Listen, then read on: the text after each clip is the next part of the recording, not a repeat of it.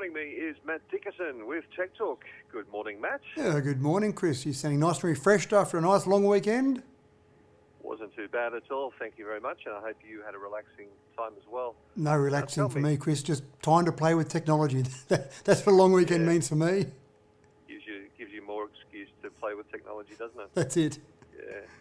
Listen, mate, what one new feature in the Google Pixel 5 and 4a may be enough to make you purchase the phone? Well, there's always, it's the competition, Chris, amongst all the different phone manufacturers about what they can do in terms of what new feature, what new killer feature I always talk about in terms of what's going to make someone buy the phone. And there's so much competition out there, but there's also, you're struggling to find new features to come up with. But the new Pixel has got a new Hold For Me feature, and I love this. Nothing worse than when you ring a major organisation and you get put on hold and you sit there, and if you walk away from the phone for 5 seconds, you guarantee that that's the time they'll finally pick up the phone. You're not there and then they hang up and you've got to start the whole process again. So the new Hold For Me feature basically allows you to ring through, oh no, I've been put on hold. You press the Hold For Me feature and you go away and keep doing whatever you were doing. And when that person answers, essentially the Google Assistant talks to them and says, sure, Chris is on the phone or waiting for you.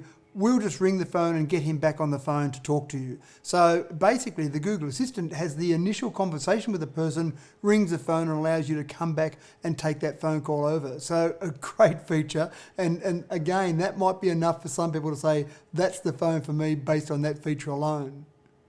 Yeah, it sounds like it's great new technology.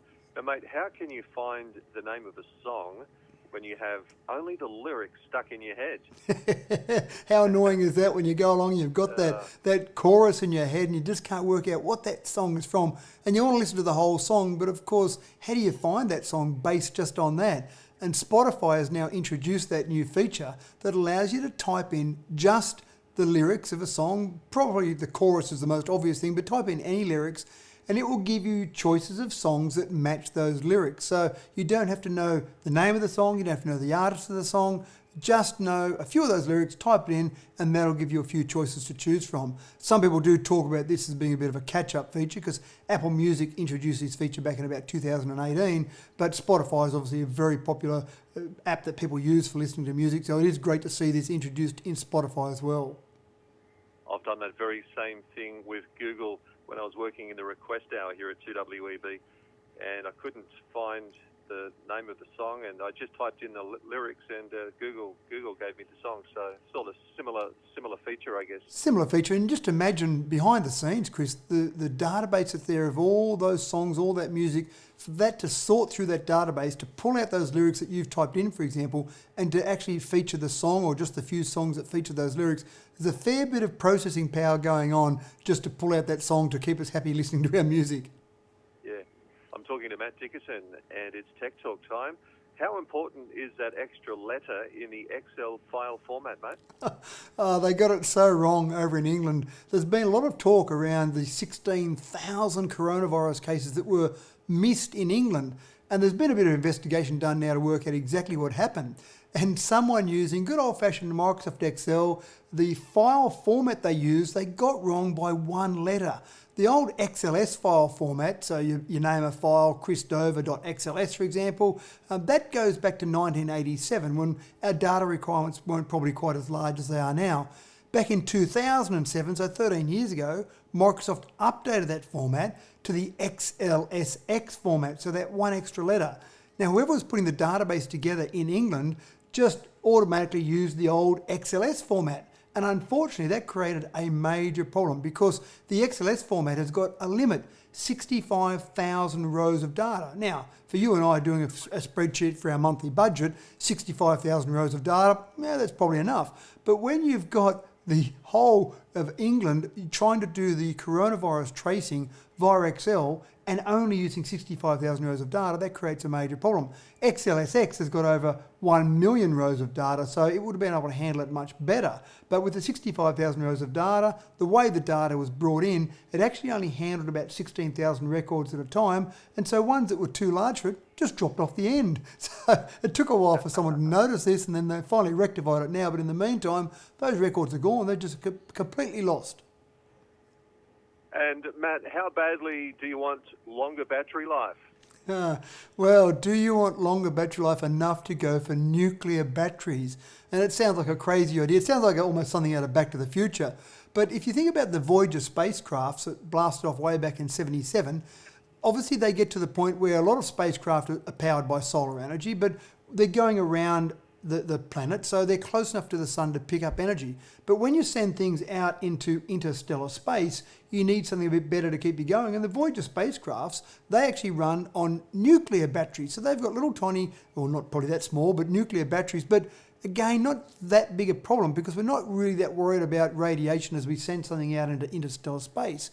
But there's a company in California now, a battery company called NDB, and they're saying that they can take nuclear waste, so they're not even having to dig up nuclear components or raw nuclear elements. They take nuclear waste and they say they can have a battery that would last maybe 28,000 years in something like your mobile phone. So that should be enough to get us through a couple of days of work. Even in a car where obviously the drain on a battery is much higher. So in an EV, for example, they're talking about 90-year EV battery life. Now, the biggest problem I can see with this, Chris, is that no manufacturers will want to take it on because part of the life cycle of a component is being able to resell things like resell batteries when they wear out. You go and release a car with 90 years of battery life, that suddenly takes away the ability for them to resell batteries in a few years' time. And Matt, why do we want a Bluetooth-enabled backpack? Oh, there's a famous line, Chris, out of one of my favourite TV shows, The Big Bang Theory, and the line is with Penny making some little hair berets and the boys are sitting around talking about it, and then they come up with the idea of putting Bluetooth in the hair berets, and Penny couldn't work out why. And of course the boys say that everything with Bluetooth is better, or everything's better with Bluetooth.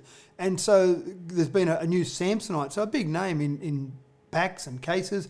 They've released a new Bluetooth-enabled backpack, and I must admit there is some technology, Chris, that I just struggle a little bit to see the practical applications, and this is one of those. Essentially, you've got a strap on the backpack, as you normally have with a backpack, and it's a gesture-enabled strap. It's connected to your phone. So, for example, if you had some headphones on and you're walking along with your backpack on, then just a simple brush on that backpack strap would be enough to, say, skip a track or pause the song that you're playing. But there's so many other ways you can do that. There's voice activation. You can usually touch your headphones to do that. I was kind of looking at it and reading about what it actually did with this backpack, and I went, oh, gee, I don't know it would be enough to get me excited about buying this backpack that was Bluetooth enabled, except for the fact that I could say at a party that I've got a Bluetooth enabled backpack. But there's a few features that it's got on there, but I'm struggling to see the practical use of those outside of what we can already do. Yeah, we've come a long way with Bluetooth, haven't we? I mean, it really is a great thing. It is, you're right, and there's so many ways to connect to our different devices, as I said, with our headphones, with our phones themselves, with your watch. I mean, this particular backpack, for example, if you're wearing a watch, everything you could do through the backpack, you could do through your watch, plus so much more. So I do struggle a bit, but you're right. We become so accustomed to Bluetooth, you jump in your car, it automatically connects to your phone, so you can have those hands-free phone calls. There are so many things it connects to automatically, and the next logical step obviously was a backpack, Chris.